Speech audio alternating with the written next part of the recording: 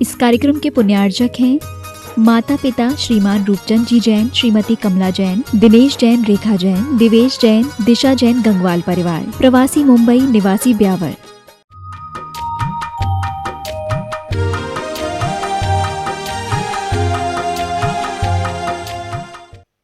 मंगल में मंगल करण वीतराग विज्ञान, नमो ताई जाते भई अरहंतादिमान।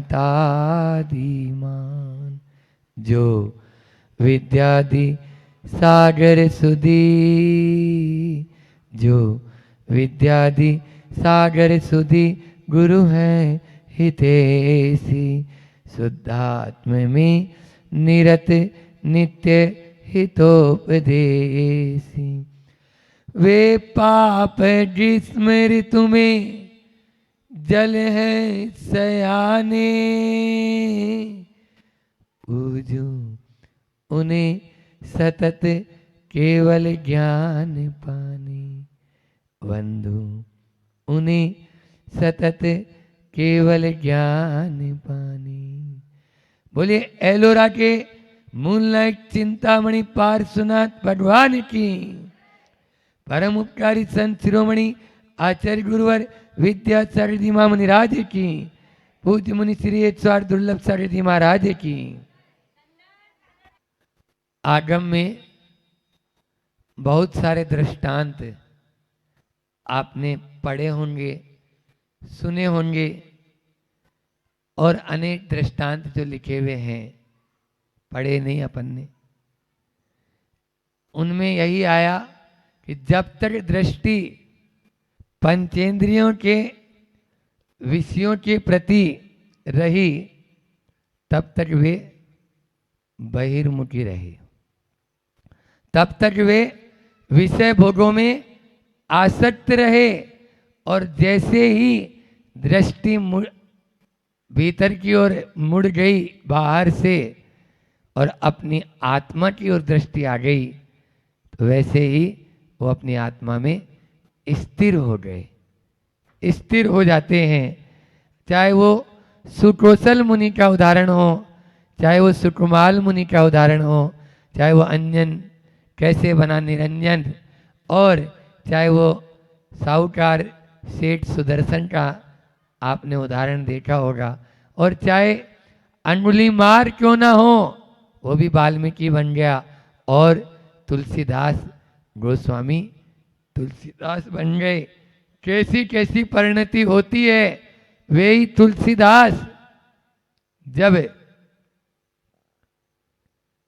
रत्नावती थी पत्नी का नाम, तो वह रत्नावती के साथ में जब परिणय को प्राप्त हुए, याद आ गया, तो पहली बार वह अपने मायके गई। अब मायके गई तो उसको याद आ रही है, और यही बरसात का मौसम, तो उसको अपनी पत्नी की बहुत याद आ रही है, और ऐसी याद आ रही कि अब कुछ भी होए उसके पास जाना ही है, उससे मिलना ही है। तो रात में ही निकल पड़ा, और निकल पड़ा और देखा कि नदी में पूर आया हुआ है। अब पूर आया हुआ था तो कैसे जाए उस पार, तैरना तो इतना जानते नहीं थे। तो देखा कि एक कोई तटक जैसा आ रहा है, बस उस पे बैठा और उस पार पहुंचा।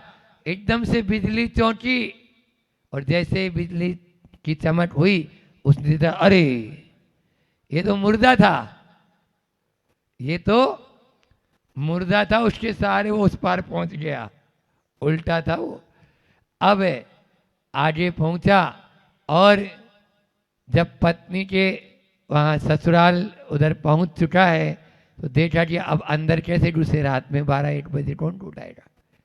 लेकिन पिछवाड़े से देखा, हाँ देखो ऊपर लाइट जल रही है, लगता है इसको भी आभास हो गया था।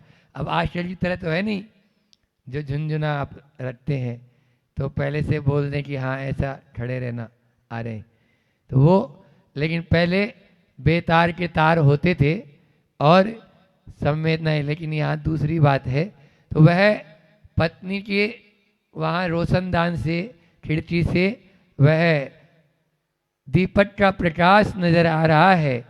और देखा आप ऊपर कैसे चढ़ेंगे, इतना ऊपर भी तो चढ़ना है। तो वहीं पर एक कुछ लटका हुआ नजर आया। हाँ, पत्नी ने अपनी साड़ी लटका दी, इसके सहारे अपन चढ़ जाएंगे। देखो उसको कितना वो ध्यान रख रही है अपना। और होता ही है, जैसे अपने मन में विचार होते हैं ना, वैसे ही कार्य होते चले जाते हैं। आप देख लीजिए, आप अच्छे को यदि बुरे को भी अच्छी दृष्टि से देखोगे ना, तो वो आपको अच्छी नजर आएगी। और अच्छे को भी यदि पूरी दृष्टि से देखोगे तो आपको बुरी। जिसके प्रति प्रेम होता है ना, उसकी हर चीज आपको पसंद आ जाती है। और जिसके प्रति थोड़ा द्वेष होता है ना, उस इनको तो बस और का तो सूझत ही नहीं है, जे बस कर रहे। अब वो अच्छा भी कर रहा है तो आपको क्या लग रहा है, बुरा। इसलिए दृष्टि का कमाल है। उसके प्रति दृष्टि ऐसी थी ना, तो इस प्रकार से वह अब उसको रस्सी या वह साड़ी समझकर उसके सहारे ऊपर चढ़ने लगा। और फिर दोबारा एक बार और बिजली चमकी और देखा, और ये साड़ी थोड़ी थी, ये क्या था, सांप था। अब जब वह अंदर जाके जैसे ही वहां सोई हुई थी पत्नी, जैसे ही वो कूदा, पत्नी हड़बड़ा के उठी, आप यहाँ कैसे? तो बोले नहीं, बस ऐसा ऐसा आने की इच्छा थी। तो आए कैसे? बोले तुमने ही तो साड़ी लटकाई थी। वो साड़ी नहीं लटकाई, वो सांप था। देखा दोनों ने, वो सांप था। और वहां से भी देखा तो वो मुर्दा था। तब रत्नावती ने तुलसीदास को झकझोरते हुए कहा, अस्ति चाम देह मम सम सम कीनी ऐसी प्रीत, और की होती रघुनाथ से तो काय होती भवभीत, काय होती भवभीत। आपने अस्थि और चाम समान मेरी इस देह से इतनी प्रीत की कि आपको जान जोखिम में डाल देता है आदमी। हम देखते हैं ना, बिल्कुल कई बार ऐसा होता है। आपको बताएं, जो मतलब जिसको बोलते हैं ना, आग के कुएं में, या मौत का कुआं, आग का भी नहीं, क्या बोलते हैं उसको, मौत का कुआं। ऐसे अनेकों उदाहरण मिलेंगे आपको। और प्रतिदिन, एक दिन नहीं, उनका काम ही ऐसा ही है, वो करते हैं। और वह भी उसके देह में ऐसा पागल हो गया, तब उसके अंदर का वह तुलसीदास जाग गया। और वह भगवान राम का ऐसा, की होती रघुनाथ से तो काय होते भवभीत। इस संसार से फिर डरने की काय को आप इस संसार में डरते, इस संसार में रुलते। इसलिए तुरंत उसके अंदर का अपना वह आत्म तत्व जागृत हुआ और बोला, धिक्कार है मुझे। अपने अंदर में निंदा डरा करता है। जो मैंने इस ऊपर के ढांचे को देखा, अंदर की आत्मा का कोई ख्याल ही नहीं किया। तब जाकर वह तुलसीदास से क्या हो गए, गोस्वामी तुलसीदास बन गए। बस अपन को भी उसी आत्म तत्व की तरफ ध्यान देना है। ऐसी ही बात यहाँ पर आचार्य भगवान कह रहे हैं कि मात्र मन से ही नहीं, वचन से भी, काय से भी, तीनों योगों से अपन बाहर की ओर जो हमारा उपयोग जा रहा है, उसको कहाँ लाएं, भीतर की ओर। कारिका नंबर 17 समाधि तंत्र चल रहा है। कुछ नए लोग हैं, पाटनी जी भी बैठे हैं। तो समाधि तंत्र पर प्रतिदिन एक एक कारिका पर थोड़ा बहुत अपने 6 उपशम से हम वर्णन कर रहे हैं। एवं त्यक्त्वा बहिर्वाचम त्यजेदंतरशेषतः एष योग समासेन प्रदीप परमात्मने। बहुत बढ़िया। कि योग वही ऐसे योग समासेन है। संक्षेप में यही योग प्रदीप यानी प्रकाशित करने वाला है परमात्मा को, हमारे भीतर के परमात्मा। कौन सा योग? ये हाथ पांव हिलाने वाला, बोलो, जो सुबह सुबह करते हैं एक्सरसाइज, व्यायाम, रामदेव बाबा वाला नहीं, यहां पर आ रहा है। एवं तत्वा, इस प्रकार से छोड़कर, तत्वा यानी छोड़कर, छोड़ दिया है।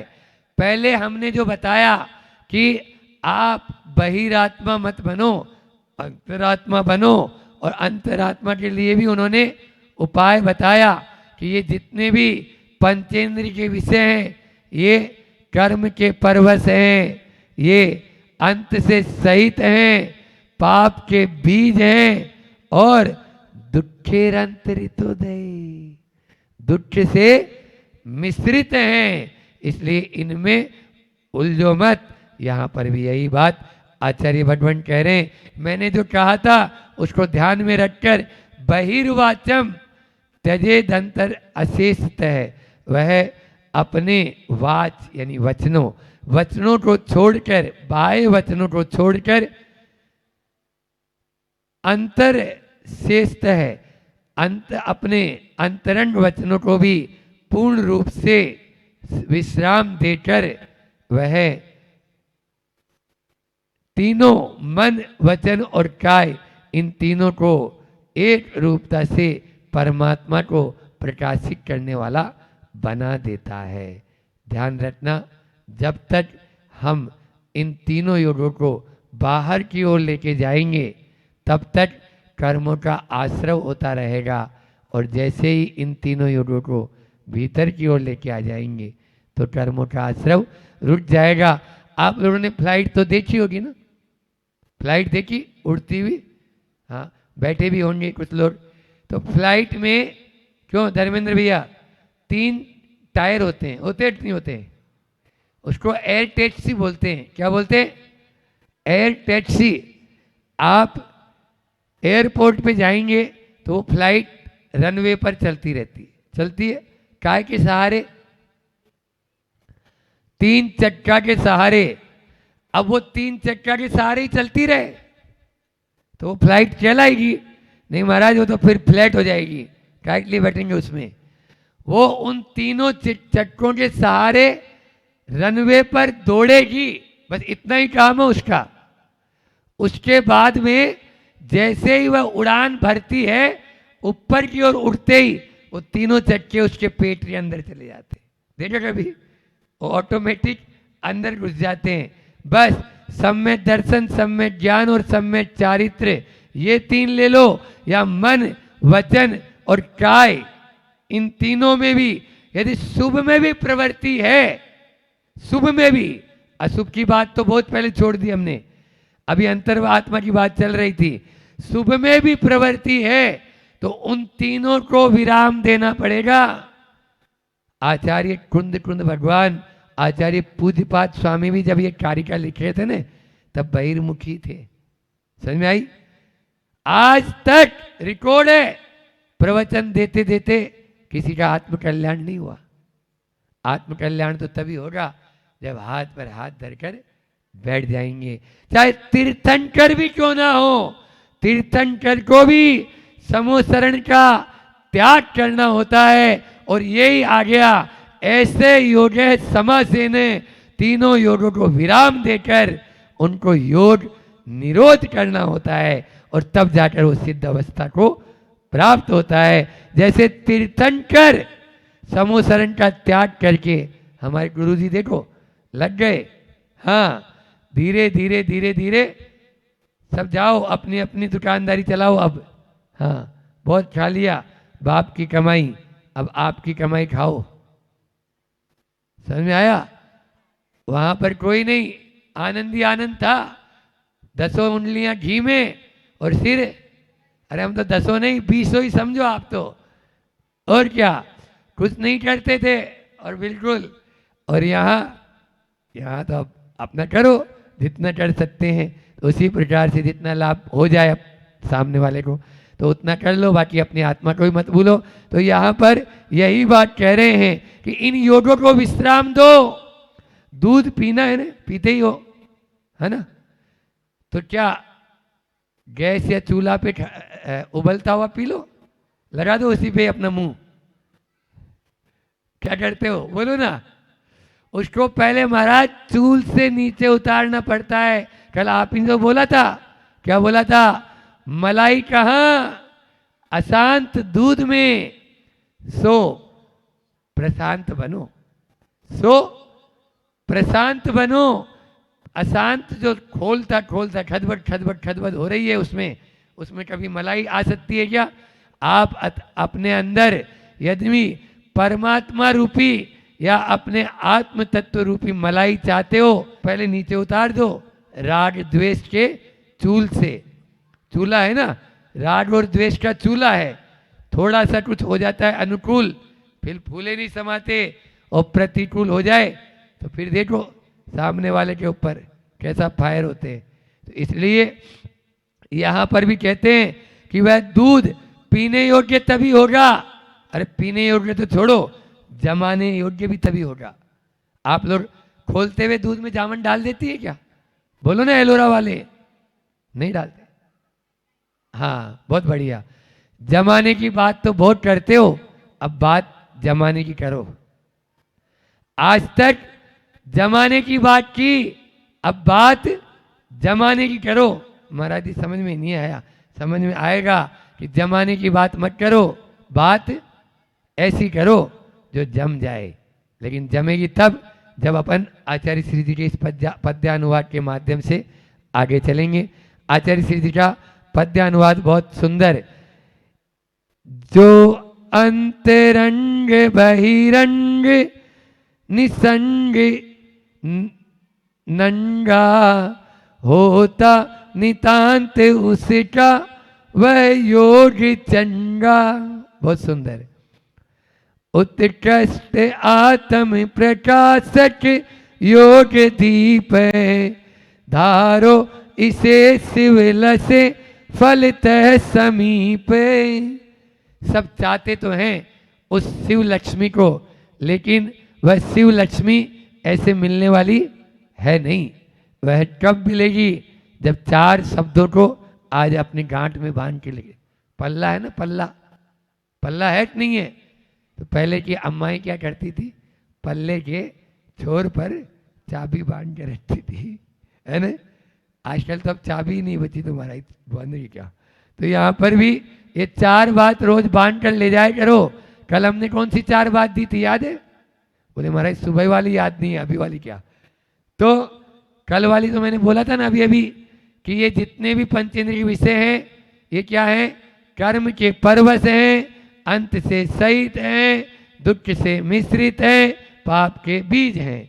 आज अपन ले लेते हैं, अभी जो आचार्य श्री जी ने हाइकू दिया उसी में से चार शब्द हमने ले लिए कि अंतरंग, बहिरंग, सत्संग और निस्संग। क्या बोला?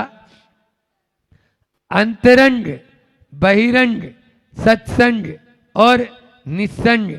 बहिरंग से अंतरंग आने का सही यदि आपको तरीका है तो वो है सत्संग। सत्संग ही एक मार्ग है जो हमें अंतरंग से, बहिरंग से अंतरंग की ओर लाएगा। लेकिन हमने चौथा और जोड़ा है, लेकिन निसंग होने के लिए आपको वो फ्लाइट की चक्का याद रख लेना, अंदर घुसना है। यदि आपको ऊपर जब तक पंछी अपने दोनों पंखों को, डेनों को ऐसे ऐसे फड़फड़ाएगा ने, तब तक उसको वो आराम नहीं मिलेगा जो आराम दोनों डेनों को वो स्थायी कर देता है और आसमान की ऊंचाइयों में आनंद लेता है। बस वही अपन लेंगे। तो यहाँ पर वही कह रहे हैं कि सत्संग आप तब तक साथ में रखो जब तक आप निसंग नहीं होना चाह रहे। आचार्य श्री जी ने बहुत अच्छा हाइकू दिया है। खुद बंधता, आचार्य श्री जी का हाइकू क्या है? खुद बंधता जो औरों को बांधता। लिख लो, खुद बंधता जो औरों को बांधता, निसंग हो जा। निसंग हो जा जितना जितना। अच्छा ये बताओ, यदि कोई तुमड़ी है, तुमड़ी, तुमड़ी जानते हो ना, सूखी तुमड़ी, तो उस सूखी तुमड़ी पर यदि मिट्टी का लेप चढ़ा है, मिट्टी होती है ना, और उसको पानी में डालो तो वो तैरेगी या डूबेगी? बोलो ना, डूबेगी। मिट्टी का लेप चढ़ा है तो डूबेगी।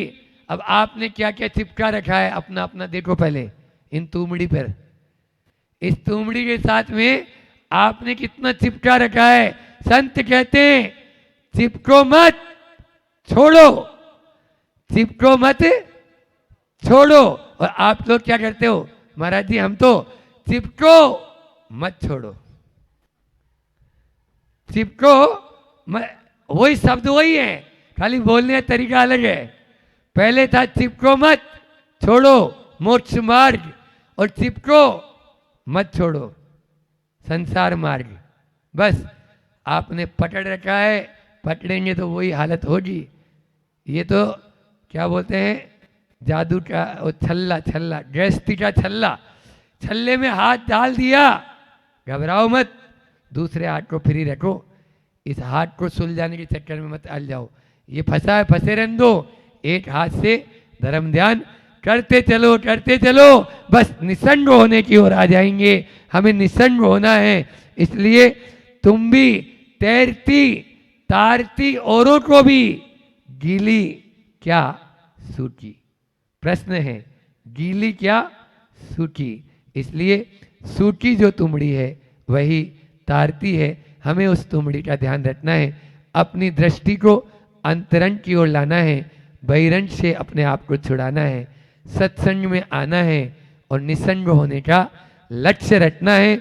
बस हम सब निसंग हों, इसी भावना के साथ में अपनी वाणी को विराम देता हूँ। अहिंसा परमो धर्म की। आचार्य गुरुवर विद्यासागर जी महामुनिराज। क्या बात है, यहाँ सिर्फ भाव कितने हो गए, अच्छे से करने के भाव हो गए तो दोष नहीं। और वहाँ पर जीव मरे या ना मरे, आपने अच्छे से नहीं किया तो फिर क्या हुआ, वो आपको दोष लग गया। तो भैया जो करो अच्छे से करो। हमारी कर्मों की निर्जरा का कारण ये कि हम जो कर रहे हैं अच्छे से कर रहे हैं। पूजन करो, भक्ति भाव से करो, सब छोड़ दो क्या है क्या नहीं है, हमें कुछ नहीं करना है। वो आप तो कैसी पूजन करो। विशापाहार स्तोत्र का मालूम है ना, कैसा विशापाहार स्तोत्र किसने लिखा था पता है? धनंजय ने लिखा था। सेठ धनंजय थे, कवि नहीं थे वो, सेठ धनंजय थे। वो कैसे थे, जब भक्ति कर रहे थे तो आप लोग देख, वो भक्ति हो रही है और वो बेटा क्या था, विष से सर्प ने डस लिया था और वो क्या मरणासन में पहुंचा था, पर वो भक्ति में लीन थे। बेटे को बेटा नहीं समझा उन्होंने और भक्ति करते रहे। और फिर बाद में विशापाहार स्तोत्र लिखा तो वो विष भी निकल गया। मतलब क्या, पूजन करो तो मन से करो, भक्ति करो तो मन से करो, दुकान भी चलाओ तो मन से चलाओ। ऐसा नहीं कि पूजन भक्ति की बात करो। अक्षय चला गया क्या? अक्षय नहीं है, नहीं बेटा अक्षय, उसकी यही शिकायत थी। पता है उसकी क्या शिकायत थी? बोले काय को मंदिर जाऊं मैं। बोले जो लोग मंदिर जाते हैं, मंदिर जाने के बाद भी वो यहाँ के क्या करते हैं, वही झूठ, वही सब कुछ, वही गुस्सा, मैं मंदिर क्यों जाऊं। हालांकि समझाने का प्रयास किया, एक बार 15 मिनट में उसको कितना समझा पाऊंगा मैं, जितना हुआ उतना मोटिवेशन करने। बहुत अच्छी वो बात बोल रहा है। अब सोचो आप किस प्रकार से कर रहे हो, आपके माध्यम से प्रभावना होनी चाहिए। आप जो मंदिर जाने वाले हो और आप लोगों के माध्यम से क्या मैसेज मिल रहा है, मंदिर जाने वाले ऐसा कर रहे हैं तो परिवर्तन नहीं। आप लोग अगर मंदिर जा रहे हो तो निश्चित तौर से, आप अगर शास्त्र पढ़ रहे हो, आप अगर धर्म की बात सुन रहे हो तो परिवर्तन आना चाहिए। नहीं तो पता है क्या हो रहा है, आप अभी सुन रहे हो और निकाल रहे हो। इतना सुनने के बाद भी परिवर्तन नहीं है तो इसका मतलब ये, इतने अच्छे से भक्ति करने के बाद भी वो भक्ति दिखाने की थी आपकी। तो ये बोला ना, दिखा रहे हो आप भक्ति। अगर भक्ति करते तो मन से परिवर्तन आना चाहिए, मन से अंदर से परिवर्तित होगा तो ये निश्चित मान के चलना कि वो जो भक्ति है वो सार्थक होगी। अक्षय भैया जैसे लोगों को शिकायत करने का मौका नहीं मिलेगा। तुम्हारे जैसे लोगों के कारण ही ऐसे लोग धर्म से दूर होते जा रहे हैं। धर्मात्मा को देखकर और धर्म को देखकर वो जो है वो दूर होते जा रहे हैं। एक बच्चा था, बुरा तो नहीं मानोगे, मैं 2-3 बार बोल चुका हूँ उस बात को, लेकिन वो प्रकरण आता तो याद आ जाता है। एक बच्चा था, वो बालक बोलता है, मालूम है क्या बोलता है? वो यहाँ प्रतिमाधारी लोग बैठे हैं, वो क्या बोलता है? वो बोलता है आज अष्टमी है या आज चतुर्दशी मम्मी? क्यों? बोले आज दादी चिड़चिड़ कर रही ना। बोले दादी चिड़चिड़ कर रही ना, वो जिस दिन दादी चिड़चिड़ करती है मतलब वो उस दिन अष्टमी चतुर्दशी होती है, उपवास करना है, गर्मी है, अब वो हो रहा नहीं है और फिर आप उसके बाद चिड़चिड़पन होता है। ऐसा धर्म मत करना, ऐसा त्याग मत करना जिससे अपने धर्म की हंसी हो। ऐसा वहाँ तो शांति का अनुभव होना चाहिए। उपवास काय के लिए? आत्मा को पवित्र करने के लिए, अंदर जाने के लिए है। और अब आप चिड़चिड़ कर रहे हो तो आप कषाय कर रहे हो, आप आत्रोध ध्यान कर रहे हो। ऐसा धर्म मत करना। ऐसे धर्म में फिर वो बच्चा जो है वो अष्टमी चतुर्दशी को गुस्सा किया जाता है, वो ये मान लेगा, उसकी ये भावना रहेगी कि शायद शास्त्र में लिखा है जब भी अष्टमी चतुर्दशी आती है तब इस प्रकार से व्यवहार करना चाहिए। छोटा बच्चा है वो तो यही समझेगा, है ना। तो उसने देखकर बोला है तो ऐसा मत करना। धर्म को इतना कठिन मत बनाना, अच्छे से करो। अच्छे से करोगे तो बहुत अच्छी बात है। मैं तो कह रहा हूँ ना, दुकान भी चलाओ अच्छे से चलाओ, गृहस्थी भी चलाओ अच्छे से चलाओ, जहाँ हो हर काम का जुनून बना लो। आप तो व्रतों का पालना है, बहुत अच्छे से पालो। 2 प्रतिमा लिए लेकिन 2 प्रतिमा को भी जुनून बना के पालो कि बस यही मेरा सब कुछ है, इसके अलावा मेरा कुछ नहीं, यही मेरा धन है, यही मेरा परम पावन कर्तव्य है। उसको आप अच्छे से करो। पढ़ भी रहे हो आप, स्टूडेंट लाइफ में भी हो तो कम से कम अच्छे से पढ़ो, मन लगा के पढ़ो, क्योंकि समय भी दे रहे हो आप, तन भी दे रहे हो, मन भी दे रहे हो और साथ में परिवार वाले धन भी दे रहे हैं, सब कुछ दे रहे हैं। तो कम से कम वो भी करें तो अच्छे से करें। मन लगाकर उस हर कार्यक्रम को करोगे, हर कार्य को करोगे तो ये मान के चलना वो कार्य जो है उस कार्यमय हो जाओ आप। तो मैं बार बार बोलता हूँ, जो कर रहे हो उस कार्यमय हो जाओगे तो जो करा है वो करे, जो किया है आपने वो आपका करना सार्थक हो जाएगा। अन्यथा तो कर सब रहे हैं लेकिन अच्छे से नहीं कर रहे हैं। मन से, बहुत अच्छी बात बोल रहा हूँ कि मन से किया हुआ छोटा कार्य भी बड़ा हो जाता है। मन से किया छोटा कार्य भी बड़ा हो जाता है और जीवन का निर्वाह नहीं, निर्वाण तक ले जाने वाला हो जाता है। जीवन को निर्वाह नहीं, निर्वाह तो हम सब कर रहे हैं, आप सब कर रहे हैं, लेकिन वो छोटा सा कार्य आपने अगर मन से किया है तो वो बड़ा हो जाएगा, और बड़ा तो हो जाएगा और वो जीवन का निर्वाह नहीं, वो आपको निर्वाण तक ले जाएगा। निर्वाण मतलब कहाँ? वो मोक्ष तक ले जाएगा। छोटा सा कार्य भी, छोटा सा नियम भी, छोटा सा व्रत भी, छोटा सा त्याग भी, लेकिन वो छोटा सा नियम, वो छोटा सा व्रत, वो छोटा सा त्याग भी ऊंचाइयों तक ले जाएगा। आप आगम को उठा के देख लो, मांस का त्याग नहीं किया था, एक दिन मछली का त्याग किया था कि एक दिन का त्याग, एक दिन नहीं, पहली मछली का त्याग क्या हुआ? वो धीवर का कहाँ पहुँच गया वो? आप विचार करना कि क्या सिर्फ एक कौवे के मांस का त्याग किया, कहाँ पहुँच गए, कहाँ से कहाँ पहुँच गए। विचार करना, ये सब थोड़ा सा त्याग करा लेकिन पूरी सजगता के साथ। सियार बोलते ना, होशियार था वो, रात में रात्रि जल का त्याग था, लेकिन थोड़ा सा त्याग था। उस थोड़े जो करो अच्छे से करो, मन से करो, अंदर की धारणा पूर्वक करोगे तो बहुत अच्छा होगा। अच्छा हम चाहते तो हैं पर क्या करते नहीं हैं। अच्छा तो हम चाहते हैं, अच्छा चाह भी रहे हैं लेकिन करते नहीं हैं। जब अच्छा नहीं करते हैं तो अच्छा होगा कैसे आपका? आपको अच्छा चाहिए, सबकी एक ही भावना है, मुझे अच्छा मिले, मेरे साथ अच्छा हो, लेकिन आपने अच्छा किया कितना? विचार किया आपने?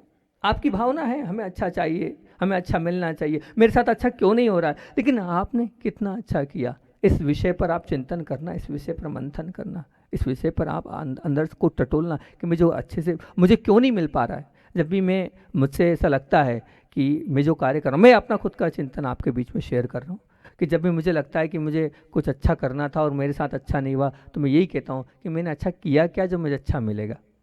मैं अपने आप को देखूँ ना, मैं सामने वाले पे क्यों ढोलूँ, सामने वाले पर क्यों ब्लेम करूँ। मैं ये को मैंने अच्छा किया क्या? पूर्व का छोड़ो, पूर्व का तो मैंने देखा नहीं है, पूर्व को क्यों झांकूं मैं?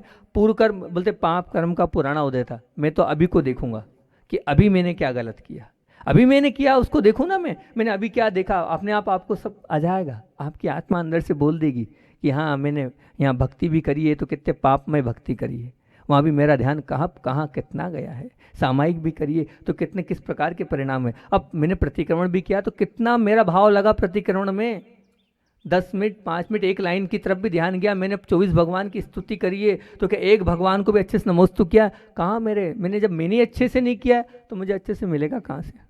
मिलना ही नहीं है। जब मैं अच्छे से नहीं कर रहा हूँ, अच्छे से नहीं मिलने वाला। अगर अच्छा चाहते हो तो अच्छे से करना पड़ेगा। जो अच्छे से करता है उसी को अच्छा मिलता है। इस बात को ध्यान रखना। आज नियम ले लो, आज नियम ले लो इतना, जो भी करूँगा अच्छे से करूँगा। उस कार्यमय होकर, उसमें खोकर संसार की ठोकरों से बचूंगा। क्या बोल रहा हूँ? उस कार्यमय होकर, उसमें खोकर संसार की ठोकरों से बचूंगा। संसार की ठोकरों से बच सकते हो जो करोगे अच्छा, अच्छे से करोगे तो। आचार्य भगवान को देखना, आप लोग जाते हैं पूज्य गुरुदेव को, जो हमारे गुरुदेव हैं उनके दर्शन करते हैं। बहुत सारे दूसरे बंधु भी बैठे हैं, परंतु गुरुदेव को ये जो लोग गए हैं, नहीं तो कभी जीवन में जाकर गुरुदेव के दर्शन करना। आप देखें वो जब भी जो करते हैं कैसे उसमय होकर करते हैं, किसी तरफ उनका आकर्षण नहीं। लिख रहे हैं तो आप कितने ही नमस्तु कर लो, वो कोई मतलब नहीं। पढ़ रहे हैं आप आ जाओ, वो आ जाए, मुख्यमंत्री आ जाए तो कोई मतलब नहीं। सामायिक कर रहे हैं तो सामायिक में ही बिल्कुल हो जाते हैं। हर कार्य उनका, चाहे आहार हो चाहे चलना हो, चलते हैं तो ऐसे चलते हैं कि एक्सरे हो जाए उस जमीन का। ऐसी फोटो खींचते हुए चलते हैं कि कोई देख किधर, इधर नहीं उधर नहीं, सिर्फ वहाँ।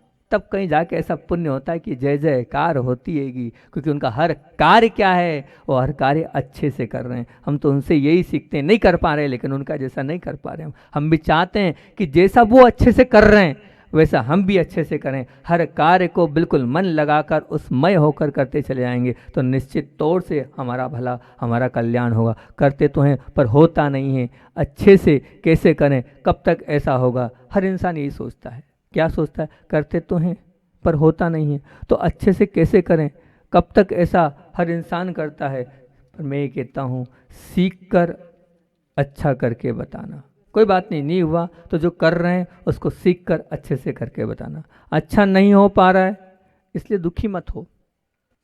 अच्छा नहीं हो पा रहा है इसलिए दुखी मत हो। नहीं कर पा रहे हैं हम इसलिए दुखी मत हो। पर क्या अब किस लिए? अच्छे से नहीं कर पा रहे हैं इसलिए आप दुखी हो। फिर से बोलूं, थोड़ी सी मिस्टेक हो गई लाइन में।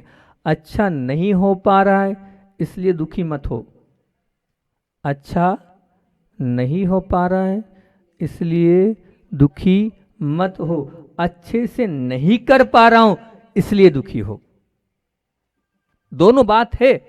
दोनों बातों में आप समझना बहुत गहराई है, बहुत अंदर की बात बोल रहा हूं मैं। अच्छा नहीं हो पा रहा है इसलिए दुखी मत हो। अच्छे से नहीं कर पा रहा हूं इसलिए दुखी हो। पर आप अच्छे से नहीं कर पा रहा हूं इसलिए दुखी नहीं हो। अच्छा नहीं हो रहा है इसलिए दुखी हो। इसलिए आपका अच्छा नहीं हो रहा है, इसलिए आपका जो है कल्याण नहीं हो रहा। जो कर रहे हो उसकी एक योजना बनाओ, उसका भी मेडिटेशन करो, उसका भी ध्यान करो। मन वचन काय की प्रवृत्ति को बार बार उसी की ओर दृष्टिपात करोगे तो होगा वही जो आप चाहोगे। आपके हाथ में है सब कुछ। अर्थ आपकी कार्य की निश्चित तौर से पूर्णता होगी, आपका कार्य निश्चित तौर से सफल होगा। पर कब?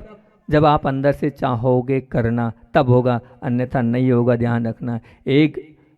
एक ही जगह अगर गड्ढा खोदते हैं तभी पानी आता है, 100 जगह गड्ढे खोदने पर पानी आया है? नहीं आया है। तो उस मन को एक ही गड्ढे पर लगाओ, एक ही आपका लक्ष्य रखो, तो निश्चित तौर से मान कर चलना आपका कार्य होगा, होना ही है। करो तो अच्छे से करके दिखाओ, और बोलो तो अच्छे से, क्या करके बोलो तो अच्छे से करके दिखाओ जो बोला है। और तीसरा है, अब समय तो आपका हो रहा है, तीसरा क्या है?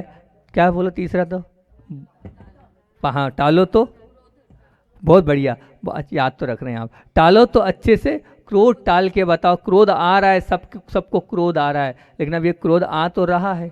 कितना आप क्रोध कर रहे हो? बहुत क्रोध कर रहे हो। आपके अंदर है वो क्रोध को टालना। दूसरों को मारने की अपेक्षा अपने आप को मारो, अपने क्रोध को मारो। और क्रोध को मारने का एक ही मैं एक सूत्र देता हूँ। क्या सूत्र? मुझे किसी से शिकायत नहीं है। क्या सूत्र है उसका? मुझे किसी से, बस ये मंत्र बना लो, अपने आप क्रोध नहीं आएगा। क्रोध का कारण क्या है? आपको चाहिए वो नहीं मिल रहा है और आप क्रोध करते हो। बस एक ही बात, मुझे किसी से शिकायत नहीं है। ये आप अपेक्षा छोड़ दोगे तो सब हो जाएगा। कसायों को निकालने के लिए जैसे बच्चा एक घरौंदा बनाता है ना, और फिर वो धीरे धीरे निकालता है, ऐसे अपने आप को धीरे धीरे उससे बाहर करते चलो। और मैं तो इतना कहता हूँ, प्रस्तुति करने के पहले अकेले में स्तुति करके देख लो। क्या बोल रहा हूँ? प्रस्तुति करने के पहले अकेले में इस प्रस्तुति, वो जो स्तुति उसको कर लो, फिर प्रस्तुति करो। आपको बोलना तो है, लेकिन आपने ऐसा बोल दिया कि उसके माध्यम सामने वाले क्रोध आ गया। पहले आप प्रस्तुति जो कर रहे हो अंदर से उसकी स्तुति कर लो, समझ लो, विचार कर लो, फिर प्रस्तुति करोगे तो क्रोध आएगा ही नहीं, आना ही नहीं है क्रोध। अंत में अपना समय तो हो रहा है, एक बात बोल के अब अक्षय भाई के लिए बोलना था, वो अक्षय भाई तो है ही नहीं, बोल देता हूँ फिर भी। जैसे पेंट पर टोपी अच्छी नहीं लगती, लगती है क्या? अरे जीन्स और टी शर्ट पे टोपी अच्छी लगती क्या? नहीं लगती, बिल्कुल नहीं। करोड़ों के बंगले में अगर मान लीजिए सादा फर्नीचर है तो अच्छा लगता है? नहीं लगता ना। खाकरे के साथ आप दाल जमती क्या? नहीं जमती ना, बिल्कुल नहीं जमती महाराज जी। कीमती कपड़ों के साथ हल्के फुल्के जूते जमते क्या? नहीं जमते, बिल्कुल नहीं बिल्कुल जमेंगे नहीं। 50 लाख की मस्जिद है, वो कचरे के ढेर पर खड़ा करी तो जमती क्या? नहीं जमती ना। 5 स्टार होटल के में जाएं और मेले कुचले फटे पुराने कपड़ों के साथ जाओगे तो जमता क्या? तो फिर प्रभु पूजा के साथ क्रोध जमता क्या? बताओ तो सही, समझाओ तो सही हमें। प्रभु के साथ वो प्रभु कहाँ और क्रोध कहाँ? विचार तो करो। परमात्मा की स्तुना भक्ति के साथ हो और फिर उसके बाद भी अगर मुख से गालियाँ जमती क्या? दिमाग में नहीं बैठती ये बात है। प्रवचन श्रवण के बाद भी फिर निंदा अगर निकल रही है, बुराई हम किसी की कर रहे हैं, तो ये समझ में आ रही है क्या? ये बात नहीं आ रही। हम सुन रहे हैं, हम कर रहे हैं, लेकिन अपने जीवन को परिवर्तित करेंगे तभी हमारा अच्छा और हमारा भला और हमारा कल्याण होता चलेगा। आचार्य भगवान का संस्मरण लेकर अपनी बात को विराम देंगे, क्योंकि समय तो अपना हो ही गया। लेकिन तीनों बातों को आज ध्यान रखना आप। हमने क्या बोला है? बोक्ता की जो परिभाषा बोली है, बोलो तो अच्छे से करके दिखाओ, करो तो अच्छे से करके दिखाओ, और क्या है? हाँ, टालो तो क्रोध को अच्छे से टाल के बताओ, तो बहुत अच्छी बात है। आचार्य भगवान की बात बोलकर अपनी बात को मैं विराम दूंगा। बहुत पुरानी बात। आचार्य भगवान एक सजग प्रहरी थे, और सजग प्रहरी के साथ ऐसे सैनिक थे, इस प्रकार के सैनिक थे कि जब आचार्य ज्ञान सागर जी महाराज जी का अंत समय चल रहा था, उस अंत समय, वो जो अंतिम समय था, वो इतने सैनिक की तरह सुबह से लेकर रात तक लगे रहते थे कि हर समय उन्होंने ड्यूटी बांध रखी थी। ज्ञान सागर जी की समाधि के समय आपको इस समय ये, इस समय ये, इस समय ये, और फिर साधुओं की ड्यूटी। अब जब वो थोड़ी देर के लिए भी लघु शंका शौच आदि के लिए जाते थे, 4-4 लोगों को लगा के जाते थे, और फिर उसके बाद पूछते थे करवट बदली कि नहीं बदली, हूँ किस प्रकार से, कुछ कहा तो नहीं, हुंकार तो नहीं किया। और हर बार स्वयं पीछी लगाकर आचार्य भगवान स्वयं पीछी लगाते थे, परिमार्जन करते थे, और परिमार्जन करने के बाद करवट बदलते थे।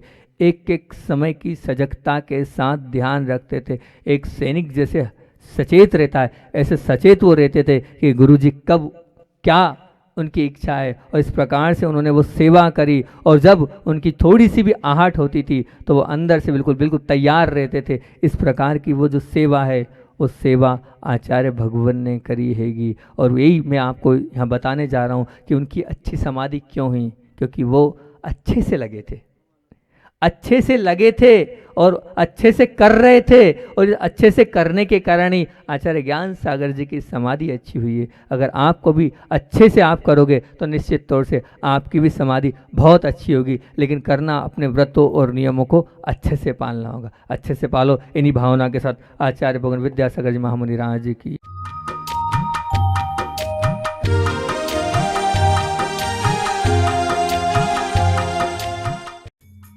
इस कार्यक्रम के पुण्यार्जक थे माता पिता श्रीमान रूपचंद जी जैन, श्रीमती कमला जैन, दिनेश जैन, रेखा जैन, दिवेश जैन, दिशा जैन, गंगवाल परिवार, प्रवासी मुंबई, निवासी ब्यावर।